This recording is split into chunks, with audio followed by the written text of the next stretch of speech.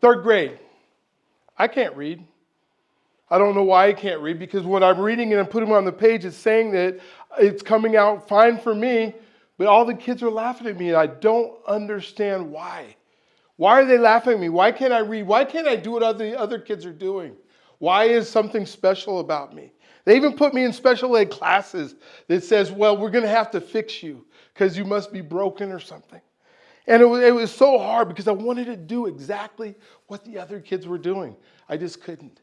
And they said it was dyslexia and that I would have to have this issue for my whole entire life. And kids began to make fun of me, and they used these to tease me. And I'd run out in the playground and they would love me, and we'd play games, and then I'd go in the classroom and they'd laugh at me.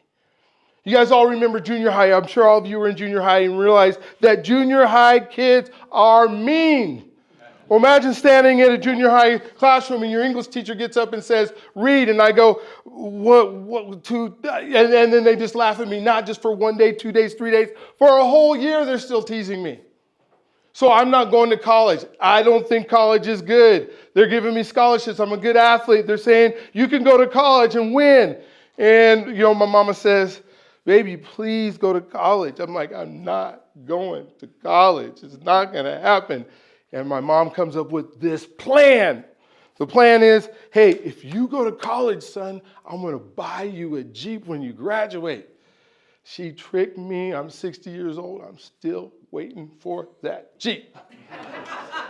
But I went to college. I have some really good coaches. I have some really good mentors. I have people that help me. I get to the point where I get a master's degree. I don't know how I do that. I'm at the doctorate level, and I'm doing my doctorate, and they say, I go into the accommodations. So there's always a place in the university where you can go and you can get your accommodations, and they can help you. And I'm getting my accommodations, and they say, we don't have anybody at your level that can help you.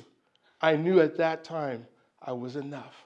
And then I actually was able to go out and I was able to write some books. How does that happen? How do you go from the place where you can't read to the place that you get to be an author? And let me tell you, it's about becoming the person that God intended you to be. And there's voices that we all listen to. The voices that we listen to sometimes are scary. We listen to the voices in our own mind. And I'm telling you, that's a great voice, but it is a voice that you cannot trust. And the reason that you can't trust it without help, without God's help or other people's help, is because you know every lie that you told yourself. You never promised that you made to yourself that you were not able to keep. You know the lies that you told other people. You know the things that you were hiding from. You know what your fears are. And so that we say, well, we got to believe in ourselves. We got to believe. Well, it's hard to do that when you're telling yourself other things, the shameful things that keep coming back into my life.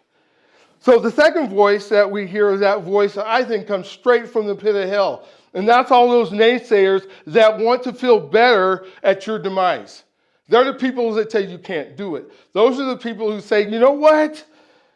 If you do it, then I don't do it. Somehow you're better than me, so I got to make sure I tell you you're not going to do it. And we all, if you think about your lives and the times that somebody has told you you can't, or somebody has told you the things that you don't, and that's a voice you never listen to.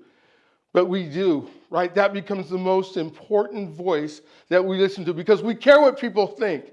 I got this outfit on. Oh, you look terrible in that outfit. I do? Says who? And we listen to that voice over and over and over again. But here's the third voice, the most important voice that I believe you can listen to other than the voice of God who speaks to you. And that's the voice of a community. That's the voice of your mom, your parents, the people who care absolutely about your life. And somehow we don't go seek them out. We don't go find them. We don't go see where they're at. And so I want to leave you with this. I want to leave you with saying, find the voices that care. Do whatever you can. Hold on to them. Grab onto them.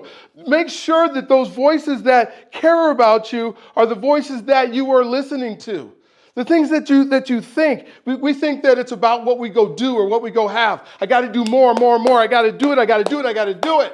No, you got to listen to those voices.